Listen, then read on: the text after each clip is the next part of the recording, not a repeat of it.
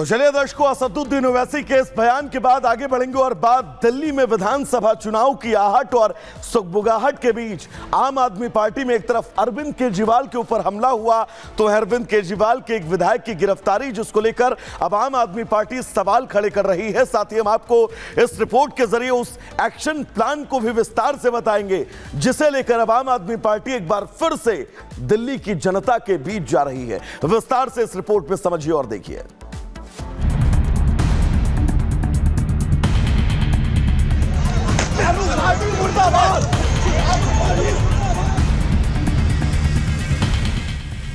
दिल्ली में मौसम तेजी से बदल रहा है। सर्द हवाओं में अब ठंड का असर दिखने लगा है, लेकिन साथ ही दिल्ली में चुनावी मौसम भी तेजी के साथ करवट ले रहा है। दिसंबर की सर्दी जारी है, लेकिन चुनावी सरगर्मी तेज हो गई है। बीते 2 दिन में एक के बाद एक 3 ऐसी घटनाएं हुई जो बता रही हैं कि दिल्ली में इस बार का चुनाव बेहद टकराव भरा होने वाला है। सियासी पारा तब और बढ़ गया जब रविवार को आम आदमी पार्टी ने ऐलान कर दिया कि वो अकेले चुनाव लड़ने जा रही है। विधानसभा चुनाव की अब सुगबुगाहट शुरू हो गई है, गठबंधन की लगातार बातें चल रही हैं, तो क्या दिल्ली में कोई गठबंधन नहीं होगा? अब दिल्ली के पूर्व सीएम और आपके संयोजक केजरीवाल के इस ऐलान पर कांग्रेस और बीजेपी दोनों ही ने हमला करने में देरी नहीं की। अगर आप आएंगे तो आपको पता चलेगा कि लगातार आधी से ज्यादा जो दिल्ली है उसको गंदा पानी सप्लाई किया जा रहा है और उसके लिए जिम्मेदार कौन है? तो ये जरूरत है कि जो रेवडियो की बात करते हैं वो सड़कों पर आए और मैं चैलेंज कर रहा हूँ। इंडी अलायंस में no mission no vision, only अपना अपना एम्बिशन, थर्स्ट फॉर पोजीशन और मोदी के खिलाफ ऑब्सेशन। लेकिन दिल्ली में चल रही राजनीतिक जंग का तो सिर्फ एक हिस्सा है। इससे पहले आपके विधायक नरेश बालियान के कथित ऑडियो को लेकर सियासी तलवार खिंच चुकी है। कोर्ट ने नरेश बालियान को 2 दिन के पुलिस रिमांड में भेज दिया है। मैं कह रहा हूं कि ये सब फर्जी है, इसके अलावा कुछ नहीं है। कोई वजह मैं बता रहा हूं, भारतीय जनता पार्टी का तमाम हमारे एक एमएलए को गिरफ्तार कर लिया गया। उस एमएलए का कसूर ये था कि वो एमएलए भी इस किस्म के गैंगस्टर्स का विक्टिम था। उसके पास भी फिरौती की और अलग अलग तरह से गैंगस्टर्स की कॉल्स आ रही थी, जिसकी बाकायदा उसने लिखित शिकायत दिल्ली पुलिस को की। उस पे कार्रवाई करने की बजाय कल दिल्ली पुलिस ने नरेश बालियान को गिरफ्तार कर लिया। उधर आम आदमी पार्टी ने चुनाव से पहले ऐलान करने का सिलसिला शुरू कर दिया है। जहाँ पे भाजपा की सरकार है वहाँ पे 8-8 घंटे पावर कट लगते हैं। जहाँ पे केजरीवाल की सरकार है वहाँ पे 24 घंटे बिजली आती है। तो महंगे बिजली के बिल देना चाहता है वो भाजपा को वोट दे दे, जो फ्री बिजली चाहता है वो केजरीवाल को वोट दे दे।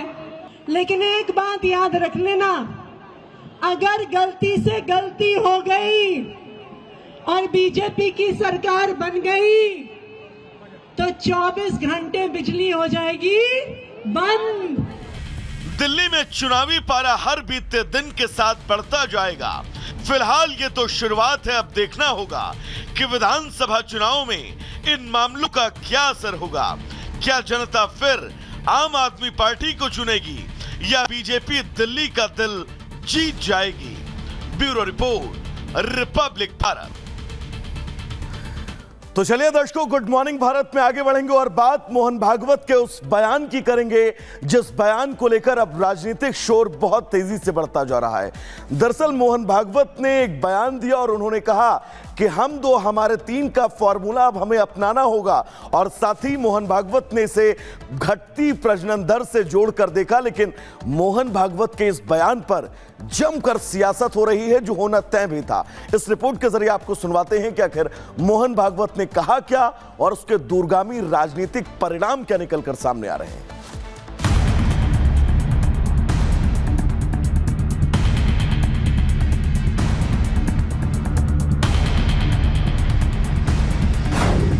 जनसंख्या पर भागवत ज्ञान,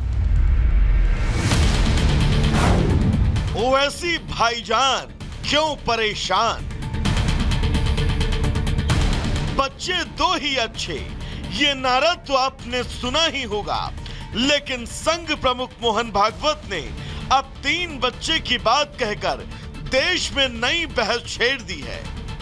मोहन भागवत ने लोगों से अपील की है कि अब कम से कम 3 बच्चे होना जरूरी है। 1998 वगैरे मध्ये ठरली का 2002 मध्ये ठरली, साल माहित आहे मला, पण त्याच्यातही असं सांगतात की 2.1च्या खाली नको. 2.1 म्हणजे 0.1 तर माणूस जन्मत नाही ना कधी, 2 पेक्षा जास्ती पाहिजे नाही, 3 पाहिजे कमीत कमी, तसं शास्त्र सांगतं. पण ही संख्या ही याकरता महत्वाची आहे की टिकलं पाहिजे की नाही, टिकलं पाहिजे असं आपल्याला सगळ्यांना वाटतं, कारण ते आपलं आहे.